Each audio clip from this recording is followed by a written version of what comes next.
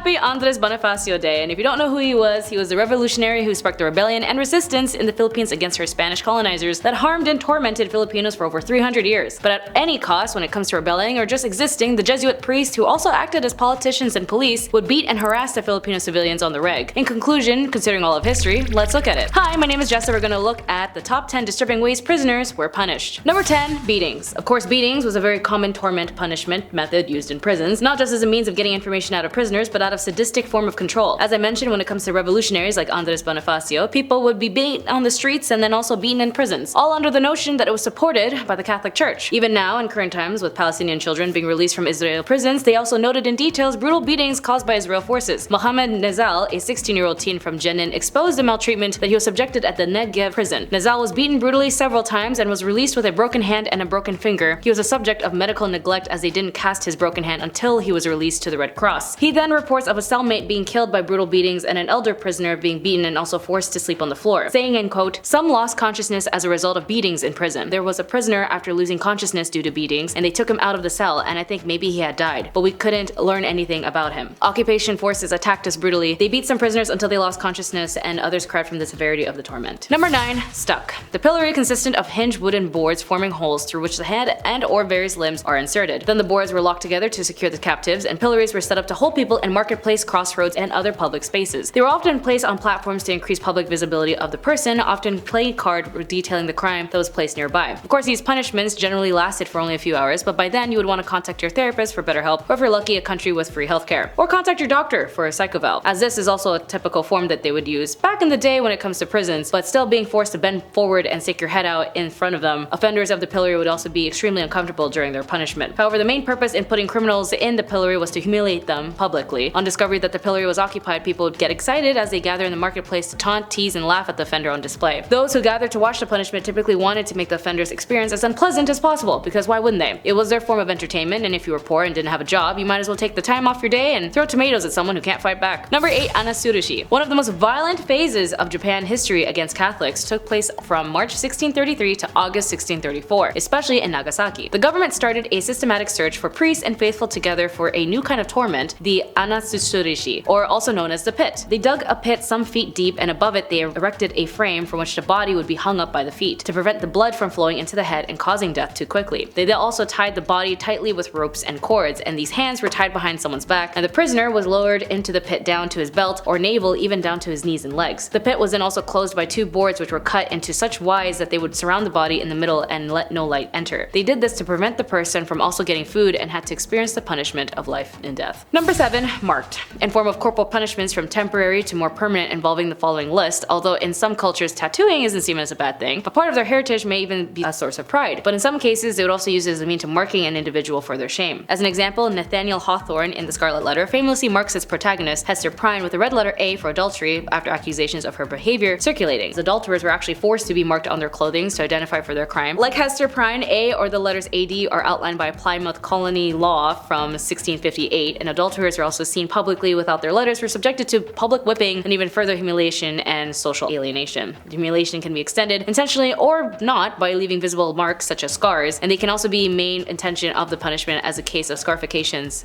such as human branding. Number 6. Flogging. When it comes to another form of public punishment in prisons, as well as a part of the prison system, some might actually be subjected to flogging or being whipped. Typically, flogging has been imposed as an unwilling subject as punishment. However, it can also be submitted to willingly even be done by oneself in a sadomasochistic or religious context. Offenders could also be subjected to beatings with implements such as a whip or a rod, which were meant to cause pain and severe deterrent. In the Dark Ages, the Whipping Act was actually passed in England in 1530. Under this legislation, vagrants would also be taken to nearby populated areas where they would be tied at the end of the cart naked and beaten with a whip throughout the market town, and the body shall be bloody. Although most of the whipping are typically done where the victim is wrapped around the pillar with their back exposed, and there's also another called foot whipping where one's feet would be exposed, and in some countries, even to this day, the punishment of foot whipping is executed in public.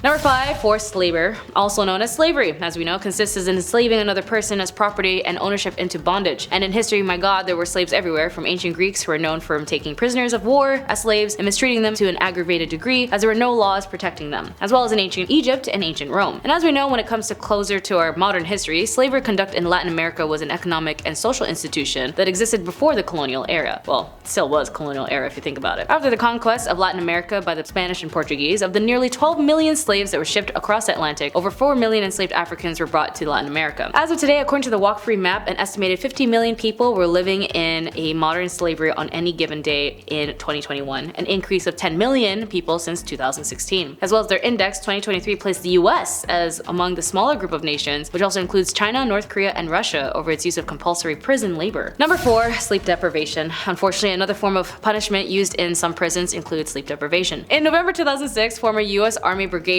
General Janis Karpinski, in charge of Abu Ghraib prison until early 2004, reported seeing a letter apparently signed by the US State Secretary of Defense Ronald Rumsfeld that allowed contractors employed by the US to use techniques such as sleep deprivation during interrogation. Methods used include beating, binding in contorted stress positions, hooding, subjection of deafening noise, sleep disruption, and sleep deprivation would reach to the point of hallucination and deprivation of food, drink, and medical care for wounds, as well as waterboarding. As an example of this being used, the US Army would be noted to be authorized by the Bush administration. A Guantanamo inmate drawing of some of these torments to which he himself was subjected were published in the New York Times. In addition to brutalizing detainees, there were threats to their families, such as threatening harm to their young, threats to physically violate or cut the throats of detainee mothers, and the number of detainees subjected to these methods have never been authoritatively established, nor how many died as a result of the interrogation regime, although this number could be up to as high as 100. Number 3, pepper spray. Another form of punishment used in prisons that are completely unnecessary is pepper spraying. In early as of 2023, this year, an inmate aged 21 died of a heart attack after being pepper sprayed more than 3 times and fitted his head while detained. The documents reveal details of the intervention of Montreal Bordeaux jail that led to the death of a 21-year-old named Nicolas de Andre Spring. Apparently, while in prison, he had a confrontation and a fight broke out with another inmate where he was sent to isolation, and it was reported he was physically resisting the prison guards, and so a spit hood, a restraining device made out of mesh, was used over his head. And then the guard was ordered to spray him with pepper spray while he had the hood on, basically waterboarding the 21-year-old with pepper spray. After collapsing, the officer thought he was faking his condition and kept spraying him with pepper spray. As a result, they realized he wasn't moving anymore, and within minutes, nurses from the local health authority were said to have arrived on the scene and performed CPR and used defibrillation to try and resuscitate him, but by then, he was already dead. And this was in 2023, by the way, this year. Number 2, enemas. This is going to be as graphic as any other form of punishment as it's used in prisons, but forced enemas is also a thing they do in prisons too. Especially when practiced in a prison environment designed by a stark imbalance in power, such treatment can also be registered as a form of physical harm as well as a non-consensual physical harm when practiced without consent or forcibly carried out against the will of the subjected prisoner. Physical invasive measures of this kind are often purposely taken in order to demonstrate dominance and to assert total control over an incarcerated individual. By the application of a forced enema is a situation of incarceration, one of the last remaining spheres of privacy, as well as a personal autonomy being stripped away from the prison inmate. Forced enemas evidently have been used, for example, in Guantanamo Bay detention camp by the United States. In certain cases, it was administered, of course, by the Bush administration, under the pretense to counter a prison's dehydration. Form of medical justifications were employed whenever enemas were in fact used as a coercive tool. The justifications were completely bull, and the CIA would administer these to prisoners regardless. Under the guise of it being enhanced form of interrogation, it was still an illegal way to torment people, and it's very gross and sadistic. Number 1, mutilation. Forms of mutilation go through all kinds of brutal acts, from slicing to cutting or firing a battery of attacks. Even from chemicals used in war are forms of mutilation. And although there are hundreds, if not thousands, of counts throughout the world of prison systems using form of mutilation on prisoners as a form of torment and punishment, it's still pretty coherent. The pattern of prisoner self-mutilation examined are due to psychological torments endured in prison systems as well. Typically consists of inflicting cuts, usually by a razor blade, to arms, abdomen, or legs, producing profuse bleeding and lasting scars, but rarely resulting in death. As an example, Tennessee death row inmate Henry Hogasse, fellow prisoner John Hall, warned long ago that he was at risk due to severe neglect by prison authorities, having spent 3 decades in solitary confinement with very little human contact or interaction. And Henry, although he was sentenced to death penalty in 1992, was actually left in solitary confinement. As a result, he mutilated himself by cutting off his private parts. After being released from the hospital, Hodges was returned to the infirmary, and there he was kept naked and restrained by his arms and legs on a thin mattress over a concrete slab in a room that was lit 24 hours a day, with no mental stimulation such as radio or television. His attorney said it was filed in a lawsuit. His fellow inmates became extremely concerned for his well-being. As a result, wrote, "After 30 years of sensory deprivation and seclusions, you have deprived that man of his sanity." But unfortunately, the grievances was rejected as inappropriate, with the unit manager writing that Hall was not an official inmate advocate. This was in 2019.